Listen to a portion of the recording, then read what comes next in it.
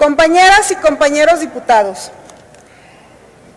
el célebre liberal Lord Acton afirmaba que el poder corrompe, pero el poder absoluto corrompe absolutamente. En esta lógica, si consideramos elementos como la ineficacia de los mecanismos de desafuero, la alta tolerancia social a la ilegalidad y la debilidad institucional para judicializar casos de corrupción, podemos considerar que nuestro sistema político ofrece condiciones de poder absoluto a muchos de sus protagonistas. Por eso, es urgente que la República encuentre límites para sus élites, pues lo que hoy tenemos es la inoperabilidad de los mecanismos vigentes para procesar a los representantes populares cuando han cometido algún delito, generándose condiciones de impunidad en beneficio de los integrantes más deshonestos de nuestra clase política. En consecuencia, una de las exigencias más arraigadas en nuestra sociedad está en disminuir los elementos facilitadores de impunidad en la vida pública nacional, por ejemplo, el fuero. A partir de esta problemática, desde hace años se ha difundido la idea de eliminar el fuero y permitir que si los representantes populares transgreden la ley, sean llevados a juicio como se debe hacer con cualquier ciudadano. El denominado fuero históricamente se ha justificado a partir de defender el ejercicio libre de representación popular, aunque en los casos más emblemáticos que se esgrimen para justificarlo no haya sido efectivo, tal y como sucedió con muchos legisladores en el siglo XIX o en casos como el de Belisario Domínguez y Eduardo Neri. En contraste, por lo general, el fuero ha servido como protección de delincuentes. Asimismo, se puede observar que si los mecanismos para proceder contra representantes populares fuesen efectivos, los casos no serían ni tan escasos ni tan polémicos. Un ejemplo de este tipo de peculiaridades de los pocos procesos de desafuero en México nos remite al siglo XIX contra el entonces senador Venustiano Carranza, cuyo proceso se vio contextualizado en un conflicto personal que involucraba a la familia Madero, en ese momento rival de los Carranza en Coahuila, y al presidente Porfirio Díaz. Otro ejemplo de características similares se dio en 1943, durante el proceso contra el diputado oaxaqueño Jorge Mixueiro, quien al inicio del procedimiento acusó un trasfondo político y se quitó la vida en el Pleno de la Cámara de Diputados. Asimismo, el proceso de desafuero contra el senador Jorge Díaz Serrano, si bien se hallaba sobradamente motivado, debemos recordar que se inscribió en las consecuencias de un conflicto de rivalidades por la candidatura de su partido, disputada algunos meses antes. De igual manera, en el 2005, en el caso del entonces jefe de gobierno del Distrito Federal, hoy Ciudad de México, aunque también sobraban motivos para la procedencia, es de reconocerse, a la luz de los testimonios de sus propios detractores, que fue parte de una estrategia para disminuir sus posibilidades para contender por la presidencia. Aunado a estos usos que se ha dado al fuero, al observar casos de ineficacia de los mecanismos vigentes para poder proceder a probables infractores de la ley, escudados en el fuero, la memoria nos remite a muchos ejemplos, desde Romero de Champs durante la época del 2000 hasta el exdiputado Tarek en la legislatura pasada. En consecuencia, y en atención a la demanda social de retirar el fuero, Movimiento Ciudadano ha sido una de las fuerzas políticas que ha impulsado desde hace años la derogación de esta herramienta, que en lugar de garantizar la independencia en el ejercicio de la representación popular, en la mayoría de los casos se ha desplegado para proteger corruptelas, ilegalidades y excesos. Derivado de todo lo anterior, el 14 de julio del 2016, las y los jaliscienses que integrábamos en ese momento la legislatura estatal, tomábamos la determinación de eliminar el fuero. Asimismo, en ese ánimo de congruencia en el ámbito federal, las bancadas de Movimiento Ciudadano en esta legislatura y en la anterior, desde la Cámara de Diputados y el Senado de la República, hemos presentado diversas propuestas para dar esa importante vida constitucional de nuestra democracia. En este contexto, se enmarcó el apoyo que nuestra bancada dio a la iniciativa aprobada por esta soberanía en abril del 2018, misma que lamentablemente fue relegada a la congeladora legislativa del Senado de la República.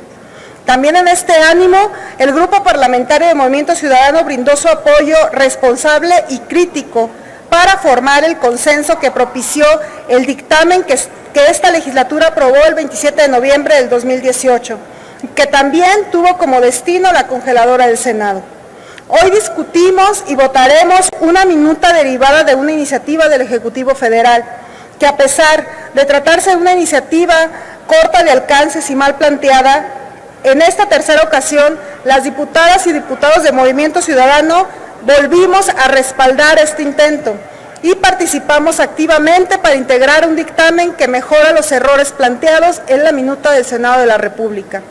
Derivado de esto último, se logra mejorar el texto, y aunque sigue pendiente la eliminación del fuero, el dictamen amplía las posibilidades de la ciudadanía para defenderse de eventuales atropellos por parte del Ejecutivo Federal, cuando estos se vinculen directamente a las actividades señaladas en el artículo 19 de la Constitución. En este sentido, consideramos positivo el dictamen, en virtud de permitir resolver los graves problemas de proporcionalidad e idoneidad que presentaba la minuta que nos envió la colegisladora. Ello sin considerar la incertidumbre jurídica en la que hubiese quedado el Poder Legislativo. De haberse refrendado la minuta como venía, pues ponía las condiciones para la persecución de la oposición y paradójicamente potenciaba la impunidad en un fuero reforzado para los legisladores frente a la población en general. En este contexto, votar a favor de este dictamen significa votar a favor de enviar un mensaje al Senado de la República, en el sentido de ponerse a dictaminar las 2 minutas que ya tienen en su poder, mismas que por mucho representan intentos más serios que la minuta que nos enviaron para la eliminación del fuero. El valor que observo de estos productos legislativos se proyecta en las palabras de representantes populares de todos los signos políticos, por ejemplo, aquellas que integraron uno de nuestros legisladores ese 27 de noviembre del 2018, en el que contra lo que parece que piensa el presidente, nuestro colega reconocía lo que aprobamos en noviembre como un modelo de inmunidad constitucional que serviría exclusivamente para asegurar el libre funcionamiento de los legisladores, en el que los servidores públicos no podrían ser privados de su libertad hasta que exista una sentencia condenatoria en su contra. En contraste, el texto de la minuta senatorial planteaba un riesgo directo y evidente para la independencia entre poderes. Sin embargo, ni esos atributos ni esos alcances estaban en la iniciativa del Ejecutivo Federal o en breve resolutivo que contiene la minuta que nos envía la colegisladora. Otro ejemplo del reconocimiento desde las filas del oficialismo hacia las minutas que se encuentran congeladas en el Senado está en el discurso de uno de los diputados más destacados, cuyo nombre no diré para evitar gastar nuestro tiempo en alusiones personales, pero quien señalaba que la reforma del artículo 61 del decreto que aprobamos en noviembre era fundamental para evitar que los legisladores y legisladores fueran reconvenidos o procesados por sus expresiones, atributos que ni la minuta del Senado ni la propuesta presidencial ofrecían. Entrando en materia, la minuta cuyo dictamen hoy discutimos presenta al menos 2 problemas fundamentales que resuelve el dictamen y que a continuación mencionaré. 1. La minuta del Senado no retiraba el fuero. Lo que hacía es reforzarlo con respecto a los delitos que no están incluidos en la lista dispuesta en el artículo 19 de la Constitución Política de los Estados Unidos Mexicanos. Es decir, casos como el que antes abordó esta soberanía hubiesen sido imposibles de llevar a cabo debido a que los hechos presumibles adjudicables al exdiputado Chárez no están en el artículo 19. 2. La Fiscalía General de la República aún no ha dado muestras de la independencia y curiosidad que su delicada función exige. Aún seguimos presentando denuncias por corrupción o por violación de la Constitución y no hay investigaciones confiables ni detenidos e incluso se inician procesos contra los denunciantes. Aún seguimos presenciando cómo no se han fortalecido los casos que el actual gobierno heredó de la administración pasada. Y lejos de hacer justicia ante los excesos de algunos exgobernadores, contratistas o dirigentes sindicales, se ha contribuido a que los casos se colapsen y la impunidad siga hiriendo a la sociedad. Ello nos da elementos para sospechar de una falta de capacidad o una débil independencia en la Fiscalía General de la República. Ambas posibilidades, ante un mal diseño como eran los términos parciales que planteaba la propuesta del Ejecutivo y su minuta, podrían derivar en la persecución de rivales políticos que desde el Poder Legislativo hagan cuestionamientos incómodos. Cabe mencionar que no me refiero a que esto pueda suceder en la actual administración, me refiero a que un cambio constitucional supone la perdurabilidad de sus disposiciones y en consecuencia un riesgo futuro derivado del texto de la minuta. Por ello, pensemos en que si no acotamos la minuta a los términos de dictamen, ese riesgo podía actualizarse en el siguiente sexenio. A partir de esos hechos, dudas razonables y riesgos probables, las diputadas y diputados ciudadanos hubiésemos deseado que se hubiera incluido modificaciones más amplias en la minuta, dando mayor certidumbre en términos de independencia entre poderes y atendiendo la exigencia de la sociedad.